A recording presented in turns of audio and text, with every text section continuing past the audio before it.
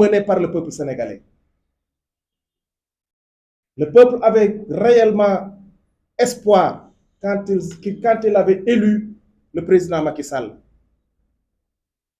Mais force est de reconnaître aujourd'hui que parmi les 4 présidents qui se sont succédés à la tête de ce pays, il est le seul à n'avoir pas participé à l'avancement de cette démocratie.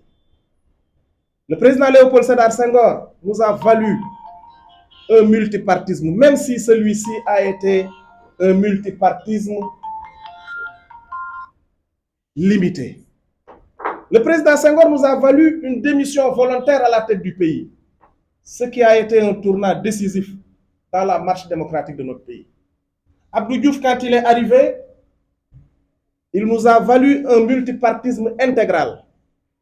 Il nous a également valu un code électoral consensuel qui nous a menés vers des alternances successives. Abdoulaye Wade, quand il est arrivé au pouvoir, il nous a valu une explosion médiatique. Vous tous, vous n'existiez pas avant 2000.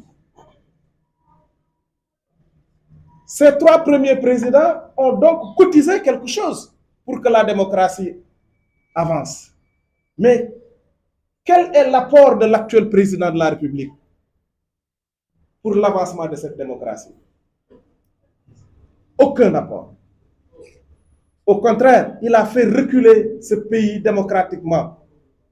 On dirait que nous nous trouvons aujourd'hui dans une période de colonisation.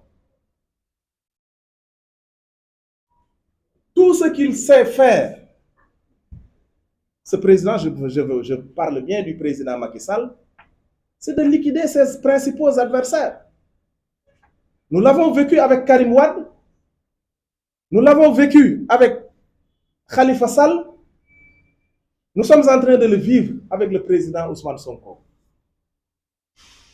Heureusement, nous avons une jeunesse très alerte. Nous avons un peuple prêt à se donner pour préserver notre démocratie. Et parmi ces jeunes, nous avons un illustre. Parmi les illustres, je veux parler de Babacar Ndiaye. Babacar, que nous tous nous connaissons, qui est un non-violent, qui n'a jamais appelé à la brûlure de ce pays. Babacar, qui a toujours été un homme très apaisé, aujourd'hui, on lui reproche des actes et manipulations de nature à semer le discrédit sur les institutions, de nature à entraîner le pays, n'est-ce pas, dans une instabilité. Tout ceci pour le mettre dans un article fourre-tout qu'il va falloir revoir. Quand le président Ousmane Sonko sera élu président de la République, certainement la première chose qu'il aura à faire, c'est de refonder cette République. Nous avons besoin de refonder cette République, nous avons besoin de restaurer cette démocratie. Et là, c'est un appel que nous lançons à tous les patriotes de ce pays. Nous leur disons que nous avons comme seul et unique objectif de changer le visage de notre pays. Le changer démocratiquement, mais également le changer économiquement. Voilà notre objectif. Et nous savons que les patriotes sénégalais sont attentifs à cet appel du président Ousmane Sonko.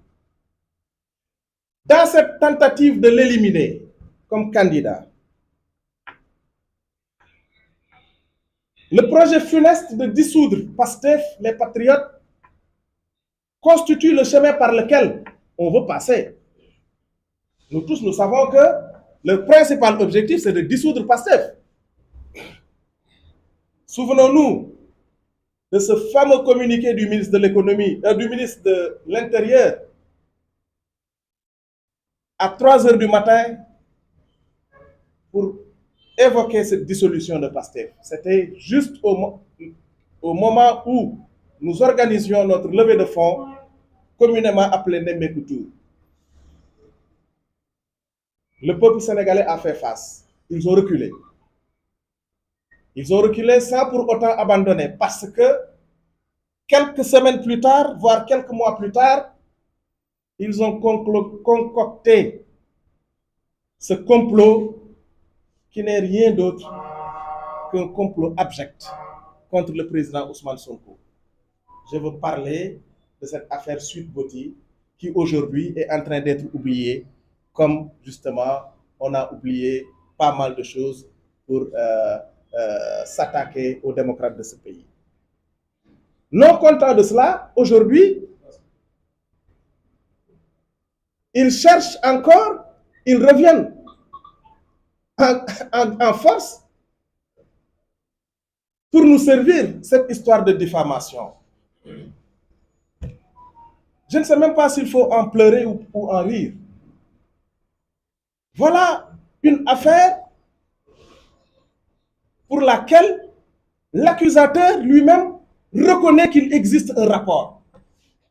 Voilà une affaire pour laquelle son ministre, le ministre de l'économie d'antan, l'actuel premier ministre, qui est son patron dans le gouvernement actuel, a reconnu l'existence d'un tel rapport.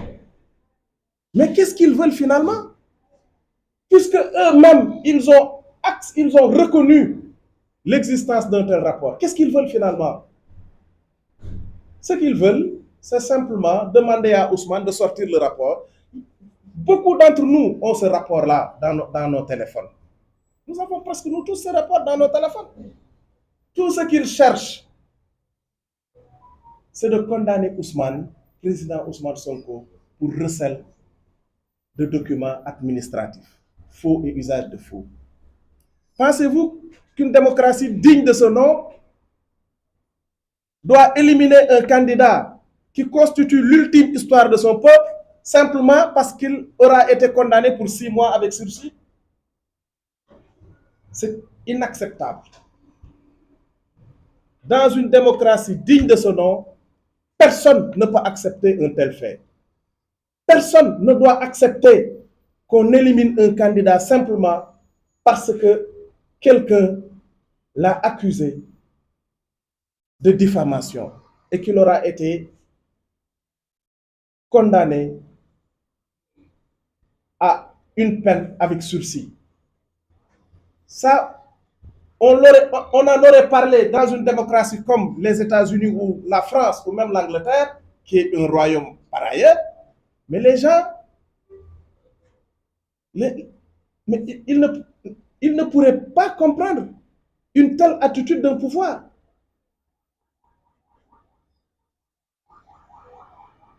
Voilà pourquoi, mesdames et messieurs les journalistes, nous voulons lancer un appel au président de la République.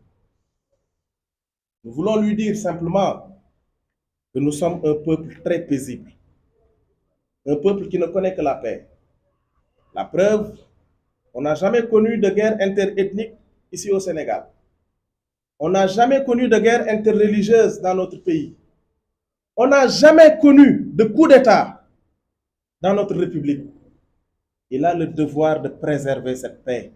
Monsieur le Président, vous avez le devoir de préserver cette paix en maintenant notre pays sur les rails de la démocratie. Vous n'avez pas le droit de sortir par la petite fenêtre. Léopold Sédar Senghor est sorti par la grande porte. Abdou Diouf est sorti par la grande porte quand il a appelé Abdoulaye Wade pour le féliciter en 2000. Abdoulaye Wade n'a pas fait moins que ses prédécesseurs puisque lui-même vous a appelé un soir de mars 2012 pour vous féliciter. Aucun d'entre ces présidents de la République n'a cherché à éliminer son adversaire. Vous avez le devoir, Monsieur le Président, de ne pas égarer l'aiguille qu'on vous a confiée.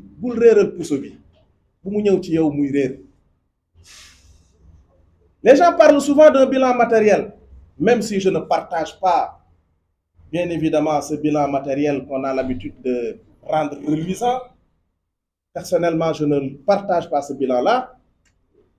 Mais vous avez le devoir de sortir par la grande porte en laissant intacte notre démocratie. Vous l'avez beaucoup écorné.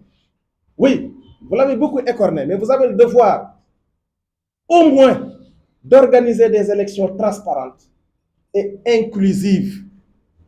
Et la seule personne, le seul candidat qui n'a pas droit aujourd'hui à participer à cette élection, c'est bien vous. Vous êtes la seule personne, bien évidemment, que la loi ne reconnaît pas, la seule personne à laquelle, justement, la loi ne reconnaît pas la candidature, dont la loi ne reconnaît pas la candidature. Vous êtes la seule personne dont la loi ne reconnaît pas la candidature. Tous les autres ont le droit de participer. Tous ceux qui ont annoncé leur candidature ont le droit de participer à cette élection. Et le principal, je veux nommer Ousmane Sonko, qui constitue aujourd'hui, vous l'avez bien remarqué, Monsieur le Président de la République, l'ultime espoir de ce pays, doit impérativement participer à cette élection. Même si par ailleurs tous les sondages disent qu'au soir du 25 février, il serait élu dès le premier tour président de la République. Mes chers compatriotes, je voudrais simplement vous demander d'avoir une pensée pour